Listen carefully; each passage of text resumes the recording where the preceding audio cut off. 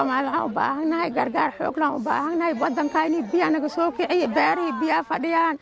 gurihii biyo naga soo raray wax una haysano mal alaabti daada naga qaaday meesha xamar nolol aan soo galnay in oo gacan nolol siiyo maanta oo gargaar xoog leh nolol fidiyo aan u baahanahay walaalahayn Soomaaliyeed aan ka codsanaynaa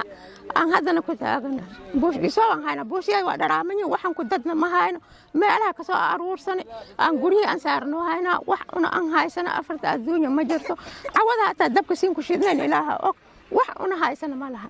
guriya wax la saar ma leh wax lagu daboolo ma leh waxaan ku dadaay ma leh buushkiiso aan hayna oo hadda qodqotamanayni wax aan hadda aan saarnana ma haysano waa banaha meeshan ayaab la fadhina bacdi guriga la saaray jirgaanya biyo ku cabeeyni wax aan haysano ma lahan gogol aan ku jiifano ma haysano waa iska dharaamanahay dhar ma haysano wax una aan haysano male walaalahayn Soomaaliyeed waxaan ka codsanaynaa gargaar xoog leh inay noo sameeyaan